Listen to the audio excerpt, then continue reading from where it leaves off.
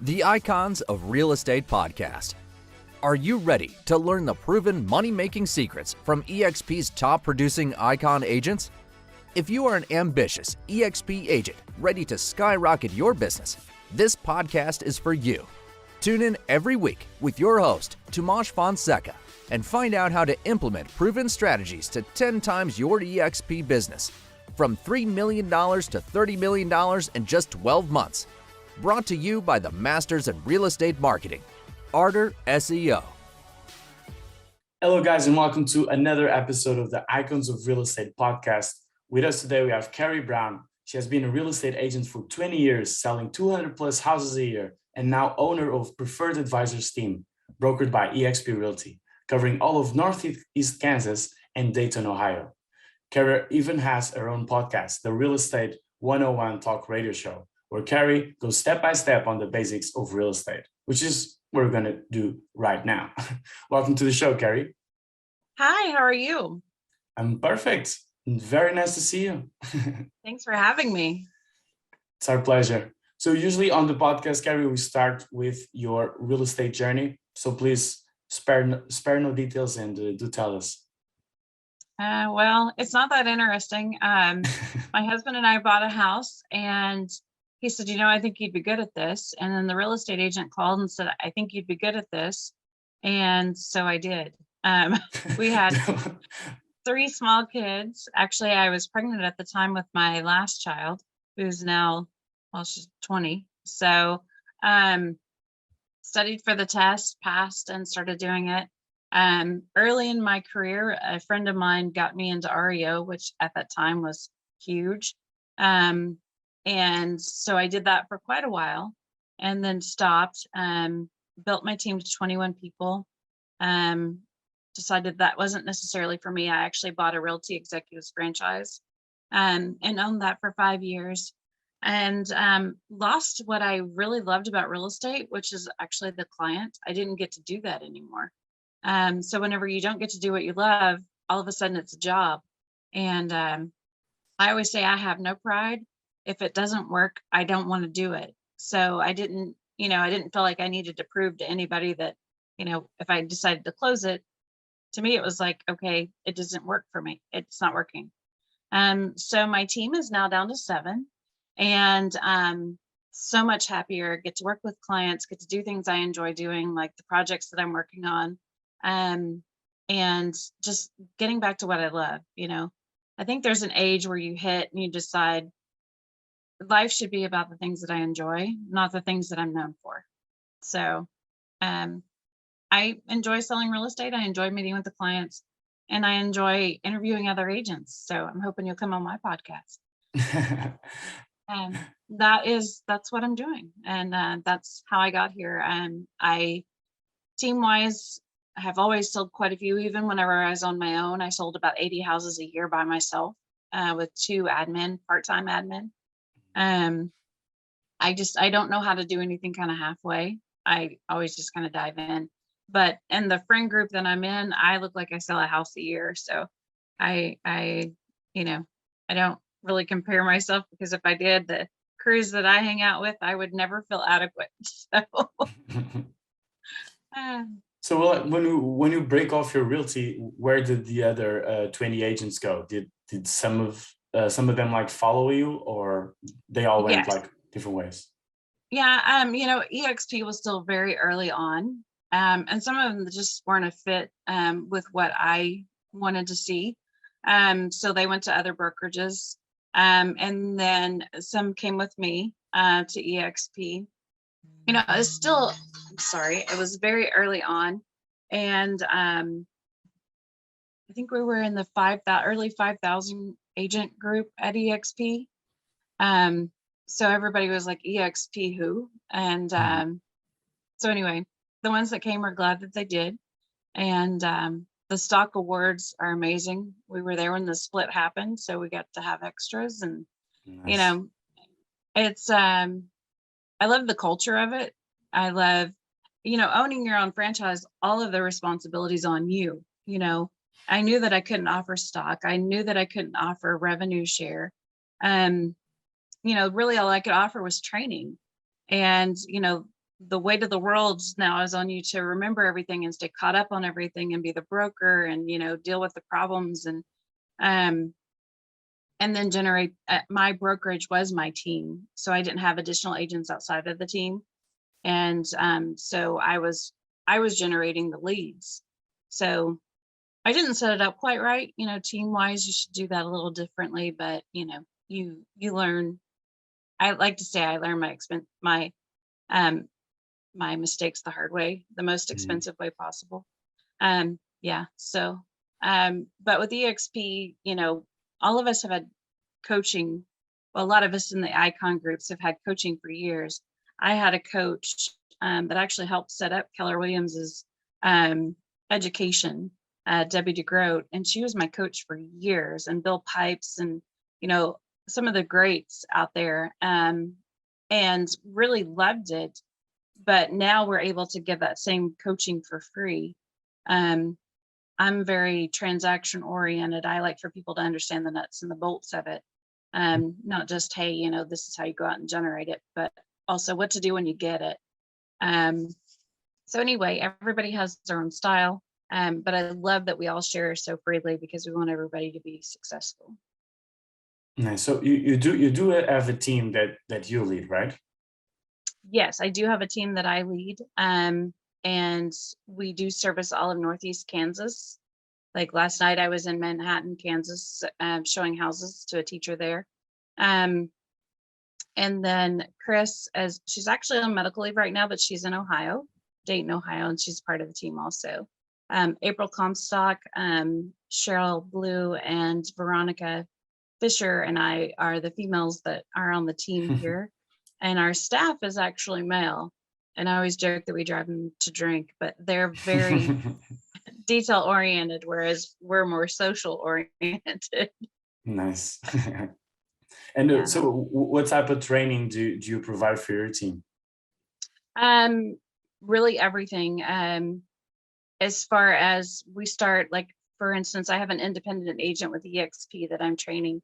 And we'll start with breaking down how I do a buyer's presentation. So when I owned Realty Executives, I always felt like it wasn't fair that a buyer, they don't get to have our contracts because they're actually owned by the board. So a local real estate attorney, Vern Jarbo, and I broke the contract down and said, in layman's terms, this is what this means. This is what you need to be prepared for. This is how this works. And it's a part of the learning process that we share with buyers so that they know exactly what to expect before they have to write a contract or, be a part of a contract. Just because there's so many emotions involved whenever you're buying, you're excited, you're already thinking about how you're going to decorate. And Mhm. what do you mean I have to pay for a whole house inspection? Or, what if it doesn't appraise? Or, what if it doesn't match my loan type? Things like that. So we try to educate them from the beginning. Same thing with the listing side, preparing them from start to finish, especially costs. A lot of agents don't understand how to break down what it's going to cost to close.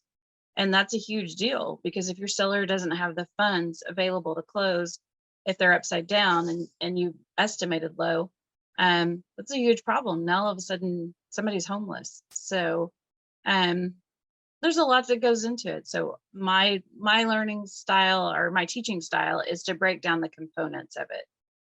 Obviously I know how to generate business, but there are so many really great people that teach you how to do that out there that watch them for that. Let me show you how to do it, the actual contract and understand the ins and outs. There's so much that goes into real estate and there's so many interesting ways to sell real estate, like equity exchanging. And, if you're at the latter part of your life, understanding that, there are things that you need to do to protect your estate that you've worked so hard for. So anyway, on Real Estate 101 on my podcast, there are shows for years, over 250 shows where we break down everything you can think of. So I like That's yeah. background parts. Yeah, that's crazy. Like about the real estate 101 show, like why did you decide to start it? That was another one of those flukes, like how I got into real estate. Just a local real estate, or I'm sorry, a local radio show said, "Hey, we don't have a real estate show. Mhm. Would you consider it?" And so I did. And so for 5 years, I had the real estate radio show, and it was called Real Estate 101 with Karey Brown. Aired every Saturday. And then when COVID happened, I just decided, you know what, let's move this to podcast. And I really like to do Zoom too, because I get to see you. Mhm. Whereas in the radio show, you're just listening to our voices. And I think that there are some things that are easier to learn if you could actually see the person talking about it. So that you can do visuals and things like that. So I've really taken the shows that I've done there and slowly starting to put those into Zoom videos on YouTube. Nice. The radio ones, you mean? Yes. Yeah, nice. Yeah. And then I'm also interviewing agents around the world to compare our markets, not just the pricing, but like in Hawaii, there are land leases. So you own the home that you live on, or you own the home, but you don't own the land that your home is on. Mhm. In Portugal, healthcare is free, education is free, and their pricing is the same, but their taxes are like half of what our local taxes here in Kansas are. There's so many neat things to learn about other markets that are out there. So I'm doing that. Also involved in the podcast, I do local businesses. The first one I actually aired today is an interview with a local business owner, Jenny Torrance here, just to promote the local businesses and see how we can help each other. And then the next segment will start next week, and that's how Topeka can actually help business owners, Mhm. like minority business grants and, downtown tax incentives, things like that. So really just all the aspects that help business owners and homeowners. Perfect. And of course, there's always like the learning side that you learn from every episode. But I'm kind of curious, Karey, like did the podcast or the radio show brought you any good lead or any deal? Oh yeah. Yeah. It was kind of weird because all of a sudden you figure out, that somebody says, "Well, I listen to you every Saturday." And I was like, whoa, that's a little bit of pressure. It's one thing whenever you're doing it, it's another thing when you realize people are actually listening to you. Yeah, and I was just looking at the stats last week on the radio show, over Whoa. 7,022 hits. I just need to get people to actually subscribe would be nice. But Mhm. yeah, the tons of hours. It was hundreds and hundreds of hours of listened to shows. So I know that it's getting out there. Um, it's just, I'm an instant gratification person. So the subscribes is how I track it. But the hours and the number of hits were amazing. I was really impressed for just having started it. So Yeah, but of course, like if someone contacts you that listen to the podcast, like it's even easier because they already know you, like they know what you offer. So it's pretty much deal done there. yeah, it is nice. The other side of that coin though is people automatically think, "Oh wow, she's so busy, I don't want to bother her." Please Mhm. bother me. I mean, like, Please. they're like, yeah, I mean, I still have to sell houses, folks. So, Yeah. but no, it's a lot of fun. And I'm really passionate about people understanding what's going on. Um, I had a friend that introduced me to equity exchanging for investors and 1031 exchanges and stuff like that, and blew my mind. We get so granular about what we do every day that we don't think about the other cool things that we could be doing. Mhm. So it's Yeah, like it's on your podcast, it's just to show you're not that busy. Just have a little CTA, like a little clear call to action. Like if you're ever interested in buying or selling your house, like call me and I can help you. Like I think if you say that, like people will react to that. I should start. Thank you. That's a great tip. I'm always like, tell me about you. Um, so I should probably do that more. Yeah, you got it. You I got always to. ask, yes, how can we help you? What do you need? No, it's a platform. Of course, they promote their business, but I guess like it doesn't hurt if you sell your fish as well, right? So Yeah. if you say that and that will bring you business, then win-win. I'll have to remember that. Sell your fish as well. Oh, it's a saying. It's a saying. So like, would you recommend agents to do the same themselves? Like, of course, like if everyone does a podcast, like there comes to a point of stagnancy, you know, like everyone has a podcast. Like I think right now there's a lot of podcasts out there, but there's still some exclusivity into the ones that are actually taking it further, like you, like more than 200 episodes. Like you have more episodes than us, you know, like I don't know, like if we get that far, like I'll be super happy, you know. So like, but would you recommend like an agent to start one? Absolutely. I mean, I think as long as you have something to say, I don't think that it should be. I mean, some of them bring on guests and they don't even stop talking long enough for the moderator, probably what I've just done, to ask questions. Um, but I think, or the guest to actually communicate what they came for.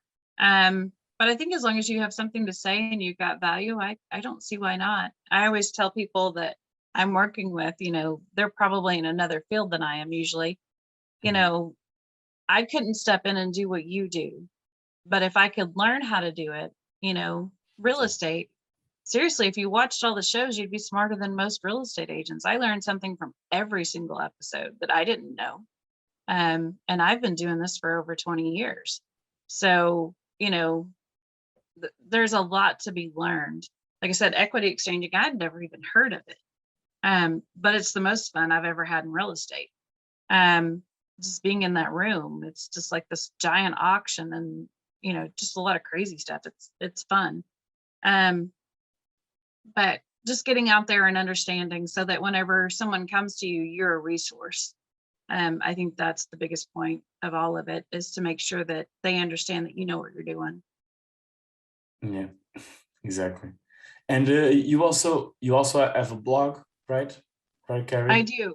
Yeah, I'm not as good at that as I should be. Um, I do. It's called Real Estate 101 with Karey Brown. It's pretty much the same theme all across. Um, and it's sharing guests and things that I've learned from those guests.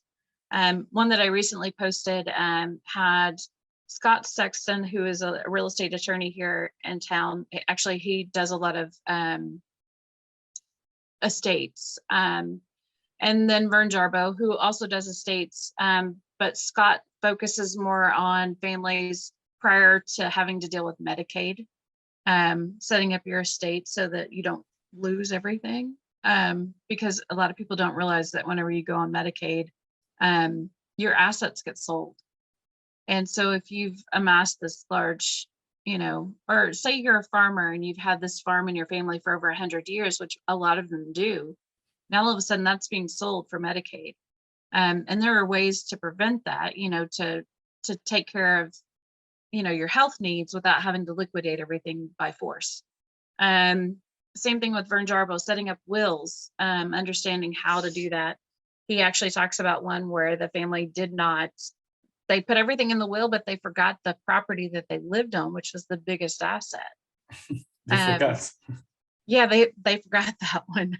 Um, and then there's another show where someone decided to do for sale by owner, and they had taken some inheritance and paid a huge down payment, and the rest of it was financed, not realizing that they thought their insurance that they got from their lender, which was actually PMI insurance, was covering loss. The house burnt down, they lost everything. Um, so, those are crazy things that you would never thought would happen, but they do. So each show, I mean, every single show that I've had, I've learned something. Um, so things like that, you wouldn't know would happen. So it's great to have a guest on. I mean, I think in all those years, I did 2 shows by myself. I always had a guest and rarely ever sold my own fish, but I was there to hear and share what they knew. So Nice. So if our audience here wants to see more of those dramatic stories, just go down to Karey's blog, and you'll be very much satisfied. They're not all that dramatic, but man, that's something to learn. Yeah, that Make sure is. they understand PMI is not the same thing as homeowners insurance. You know, people think that an appraisal is a home inspection when that's not what they're there for. They're there to establish value. But and I mean, I tell people all the time, I don't know how to take blood. I don't know how to do surgery. I wouldn't know how to. There's a lot of things I don't know. So why do we expect them to understand our industry? And with it being our most expensive asset, it's important that they do understand. So, and if you're going to sell it, you better understand it. Exactly. So, Yeah, that's important. To be the teacher, first you need to be the student, and then to share the value. So let's share some of the value here, Karey, and maybe to our audience, and then like if you have a story about it, or you can just share your thoughts on it, that'll be great. So let's talk a bit about like home inspections. So like first of all, like what are like home inspectors looking for? here, everything major mechanicals. So your plumbing, your electrical, structure itself, so foundation, um, the major mechanicals are what they're looking at. Now our local inspectors will tell you, cracked windows, energy efficiency, if it has enough insulation, things like that. But what they're looking for is to make sure that it's not a fire hazard. So they look at, double tapped breakers, whether or not it's grounded, the electrical panel is grounded correctly, how old the hot water heater is, because hot water heaters are the thing. They're, at least around here, they're the thing that give up the ghost the fastest. Whenever you trade houses, they're like, no, I don't want to work that hard, and they just die. Your furnace, your AC, making sure that they cool and heat to the proper temperature. Your foundation, we do have expansive soil here, so that tends to mess with foundation, and obviously weather does, and drainage too. But so they look at all those types of things, and we get really nice reports, which is one of the interesting things that I found out with a client that moved to Oklahoma. Each inspection had to be done by a different inspector. They didn't have one that could do them all. So we're really lucky here. We have one inspector that has the knowledge to do the majority of them. The key thing to learn about that is to understand and do some background on your home inspectors. Are they litigated a lot? If they're in trouble a lot, you should know that. Why are they? Yeah. And then look for people that really have working knowledge about how things work. So, but I love the fact that we can go to one source and get that done, and not have to go out and get a different inspector for each one. Okay, so you have your own local inspector. We do. So we have a list here. We let the buyers decide. Basically, what I did several years ago is put together resumes for each one, because I feel like if you're going to hire them, you should know. And most of the time they look for us for recommendations. I'm very picky, because if that home inspector doesn't do a good job, they look to the home inspector, but they look more to you because you're the one that referred them. So, it's just like hiring a contractor. You want to make sure that they've got all the insurances and everything before you hire them. My husband and I, we own a tree service. Well, I've had people post, this guy does it cheaper. Well, he does it cheaper. He doesn't have insurance. He doesn't have overhead costs. He pays his guys cash, and if the tree falls on your house, now all of a sudden you're the homeowner, and guess who gets to pay for that? The homeowner does. But if our company drops it, guess who gets to pay for it? We do. So it's just understanding, all the ins and outs of that. And with home inspections, you want to make sure that if you're going to refer them, you need to make sure you understand their knowledge. But home inspections here are a lot easier than they are in a lot of other places. So we're lucky. And yeah, this, so if the audience doesn't forget, is Northeast Kansas, right? Yes. Kansas. Yeah. So I'm in Topeka, but we service from Overland Park out to Manhattan, a little bit into Junction City, as far north as Hoyt, Holton, and as far as south as Osage City. So pretty good chunk of land there. And then Chris, actually, she's on medical leave right now, but she does Dayton, Ohio. Nice. And now, how's your market doing right now? In the beginning, not beginning. We're just entering the second quarter in a few weeks. But how's it going? Houses are moving like crazy. We need a lot more sellers actually on the market. A lot of people think, oh, well, it's easy. I can sell for sale by owner, but with having the coverage of real estate agents out there, you're getting more money by putting it on the market than you are by actually doing for sale by owner. So, I mean, that's something that I think people should know. But when we have buyers, it's kind of nice to go to for sale by owners too. But anyway, it's just the market is crazy. We have such a low inventory that every house that goes on the market sells super quick, and they're getting top dollar for the most part. So it's a great time to be a seller. It is not a great time to be a buyer right now. Exactly. So the problem is more getting the listings. Lack of inventory. Yeah.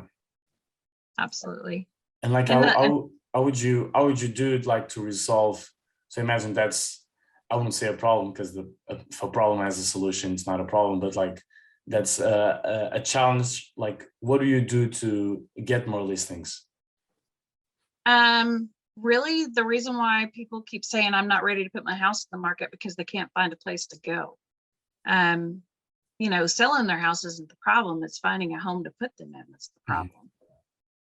And so I think though, if people would just put their houses on the market, we could remedy that problem, because now all of a sudden there is a place to go. It's just,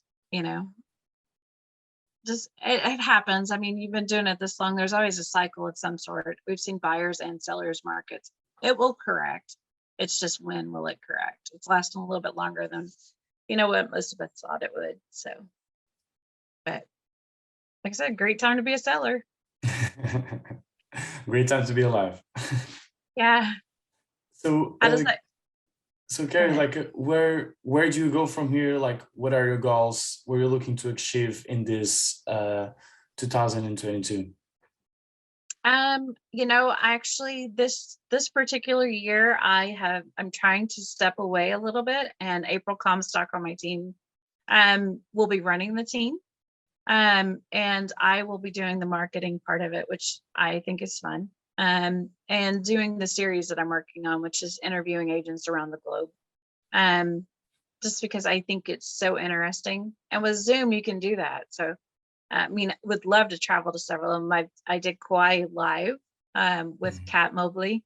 I would love to do that more. So it's right now for me, it's focusing on the podcast. I'm still working with clients and finishing up with the ones that I'm working with. And then I've got some, through the year. If they are absolutely like, listen, I'm working with Karey, then Karey's going to show up. But April is taking the reins on the rest of it. So I'm pretty excited about that.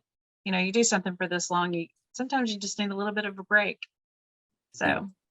And to focus on it like 100%. Yeah. I'm really excited to be able to focus on the blog and the podcast. I really am. I'm just having so much fun doing it. Nice.